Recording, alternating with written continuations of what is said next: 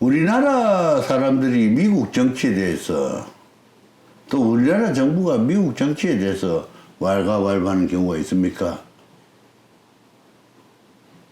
우리가 소련 정치에 대해서, 소련의 러시아의 정치에 대해서 왈가왈부할 수 있습니까? 근데 요즘 특히 일본에서 우리 한국에 흠을 내지 못해서 야단입니다. 특히 이번에 동경올림픽의 경우에 봤을 때처럼 왜 일본이 우리한테 시비를 걸겠습니까? 겉으로는 경제가 발전하고 한동안 세계 제2의 경제대국으로 군림을 한 적이 있습니다만은 심정적으로 우리 한국에 대한 콤플렉스를 가지고 있을 겁니다. 가지고 있습니다. 백제, 신라, 가야, 또 고구려 유민들이 일본으로 넘어와서 일본이 국가 체계를 세우는데 큰 공헌을 했다라고 이야기를 하고 있습니다. 일본석이나 고사기가 위선하는 이야기를 스스로도 하고 있습니다. 일본이 용기가 없고 자신이 없기 때문에 우리한테 시비를 거는 겁니다. 그 시비 거는데 왈가왈부할 일이 없습니다.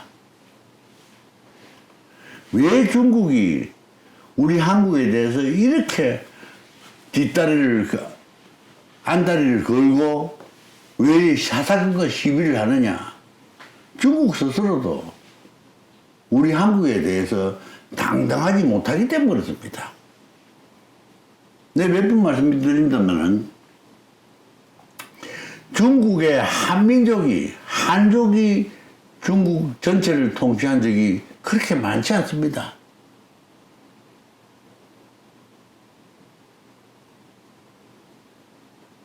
유황의 한 나라도 전한이 있고 후한이 있고 그 사이에 공백지도 있고.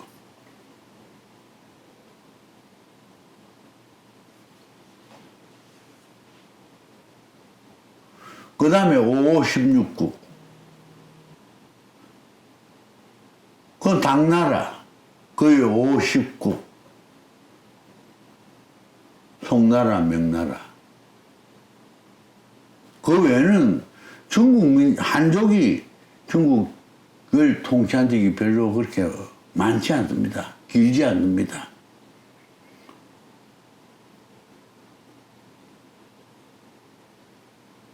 나머지는 전부 이민족들입니다.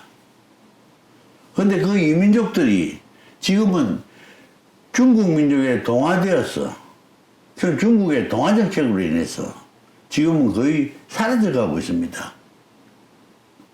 그런데 한국만 제자리를 차지하면서 제 문화를 가지고 제 글자로 제 언어로 존재하고 있기 때문에 눈에 가시처럼 보일 겁니다. 왜냐? 스스로 용기가 없기 때문에 그렇습니다. 자신이 없기 때문에 그렇습니다.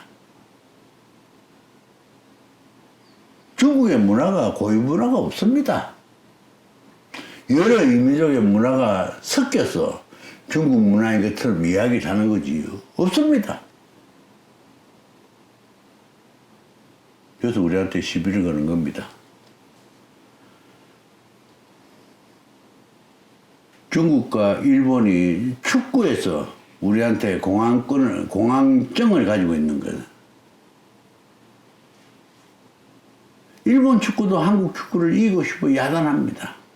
한달 법석을 하고 있습니다. 중국은 축구에서는 우리 한국을 이겨보겠다고 용을 씁니다. 그거 마찬가지입니다.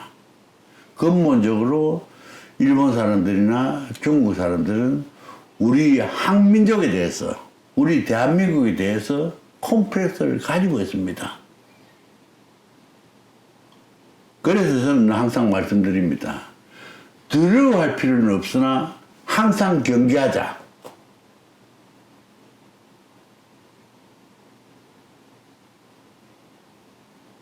두려워할 필요 없습니다.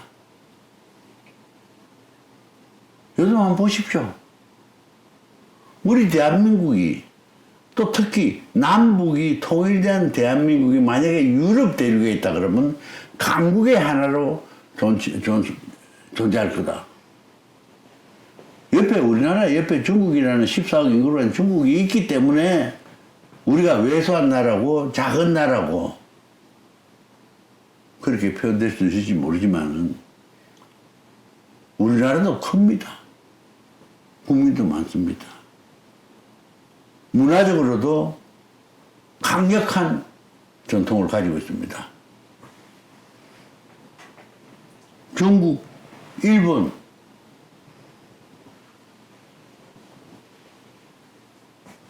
두려워하거나 눈치 볼 필요는 없습니다. 그러나 항상 경계의 끈은 놓치면 안 되는 겁니다. 그러려면 어떻게 되겠습니까? 우리 국민들이 자긍심과 자부심으로 무장해야 됩니다. 한 손에는 문화, 한 손에는 기술. 그래서 우리 민족이 가지고 있는 좋은 장점을 극대화시키는 게 우리가 이 세상에 강력한 국가로 존재할 수 있는 첩경이고, 그렇게 함으로써 세계 역사를 이끌어가는 주인공 역할을 할 수 있는 겁니다. 중국과 일본 두려워할 필요는 없습니다. 그러나 경계는 끊임없이 놓쳐서는 안 됩니다. 대한민국은 좋은 나라입니다. 대한민국 국민은 대단한 능력을 가진 좋은 사람들입니다. 여러분도 나도 그 일원입니다. 스스로 자부심을 가지고 스스로 자긍심을 가지고 정신적으로 무장해야 됩니다. 감사합니다.